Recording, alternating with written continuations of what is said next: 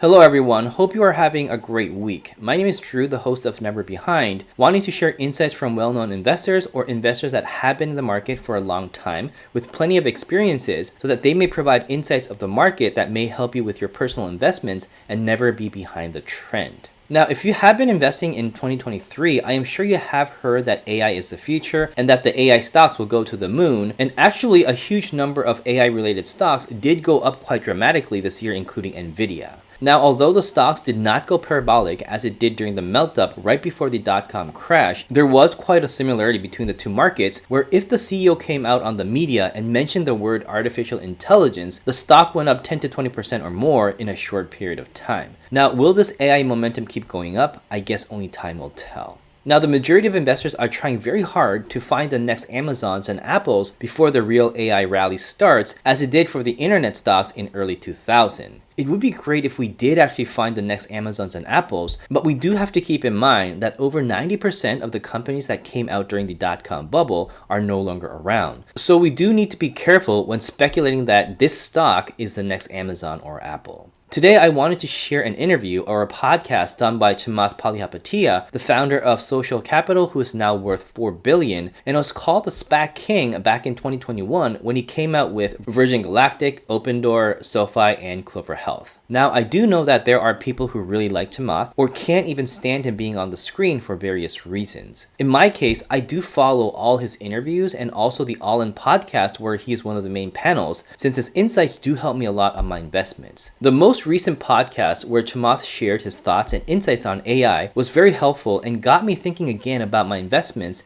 and thought it would be helpful to my subscribers, so made this video for today. I really hope you get some valuable insights out of Chamath's recent interview that may help you on your own investments. So with that, let's get into the interview. Now, before I get into this interview, I do want to share that Moomoo is having a great promotion giving out 16 free stocks, including either Tesla or Google. If you open an account and deposit $100, just for that you get 5 stocks for free. If you deposit $1,000 and keep it in your account for 60 days, you get a total of 15 free stocks. And if you deposit $5,000 and keep it in your account for 60 days, you will get the 15 free stocks plus either Google or Tesla stock guaranteed. So if you want to receive a potential of 16 free stocks, make sure you click the link in the description below.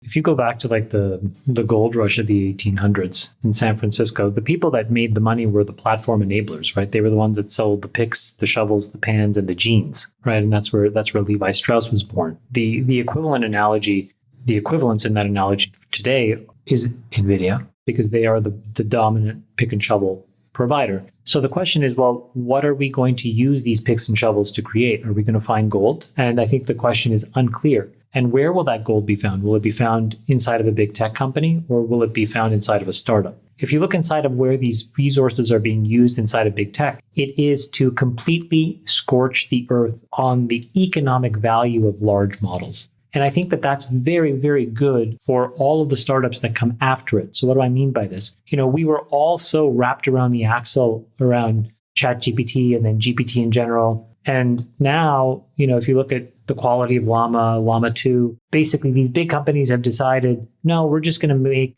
all these models extremely good, extremely useful, and very, very free. And so a lot of the resources are going there to economically subsidize, and by implication, economically destroy the value of that category.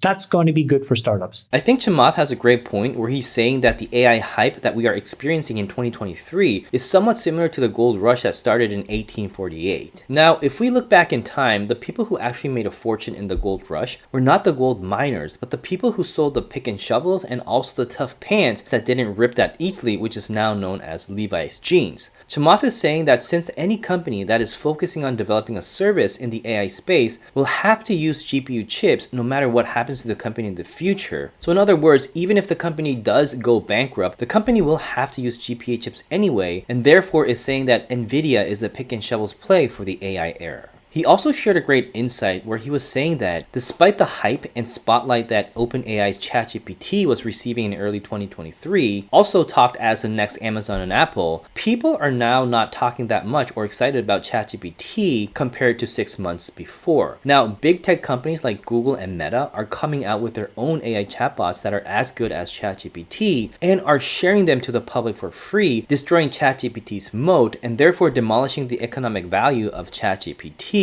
since people won't want to pay for something that has an alternative that the service is as good but is also free. Now, at the end of the first part of the interview, Chamath also pointed out that since the big tech are developing an amazing AI platform and sharing it open source, hundreds of startups will be able to use this platform and start developing the real revolutionary AI services, and this is when we start seeing the next Amazons and Apples. Now, on the following clip that I'm about to share, Chamath mentions which sectors he thinks will benefit tremendously due to the AI revolution, and also shares when he thinks the next revolutionary AI service or products will be introduced to the society. So let's see what he has to say. And so the question is, what will you then build on top of these quasi-free, almost free tools? And so one area that I have been looking at for a while is in computational biology. I think that clip that you're talking about was just me talking with Oren Zeev, just around the ability to compute large complex spaces with very sparse information. It's a very difficult task today, but tomorrow in an AI model that you can train, you can literally characterize every single molecular permutation you could imagine. You combine it with something like AlphaFold and you can understand protein folding, and all of a sudden you can sequentially start to put tools together that could theoretically give you much higher probability guessing for specific compounds that could actually cure disease. A different version of that is a company that myself and a few other people started. I tweeted that out, which is more in the material science space. And we've had some pretty important breakthroughs there, which is really about trying to invent next generation battery materials. And we have one candidate that could be pretty revolutionary if it turns out to work. We don't know yet. Some positive signs.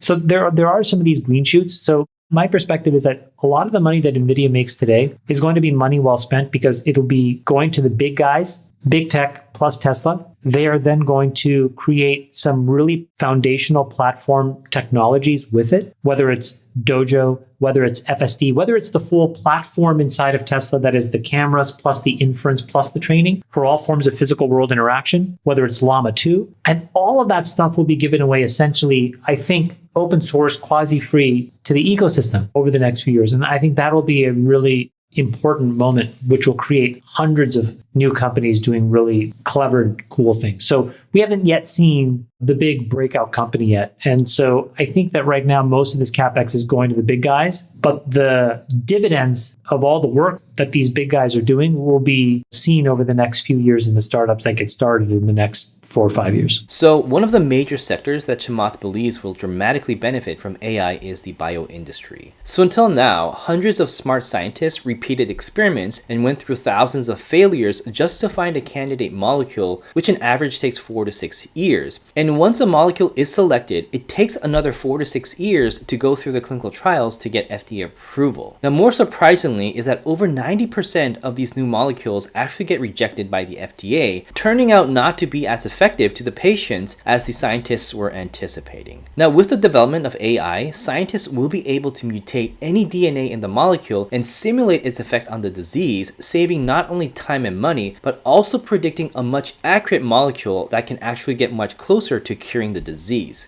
Now, this approach will change the paradigm on new drug discovery in a much more efficient way. He is also saying that the next generation battery materials may also be discovered through this AI revolution as well, which I personally totally agree and am looking forward to. Now again, he is emphasizing that NVIDIA will be the pick and shovels play in AI, and that big techs will develop an amazing platform using the GPUs, but will eventually provide them for free or open source to the public. And this is when Chamath thinks that we will be seeing real revolutionary services and discoveries from various startups that will become the next Amazons and Apples. Chamath is predicting that this will happen in about 4 to 5 years from now, so I guess we will have to wait until 2027 and 2028 to see if Chamath is correct. Now, I do again want to make it clear that although Chamath is a very successful investor, that doesn't mean that whatever he says is 100% correct. So if there were any insights that caught your interest, make sure you do your own due diligence before making any personal investment decisions. So with that, I hope this interview was helpful for your own investments, and looking forward to seeing you all on the next video.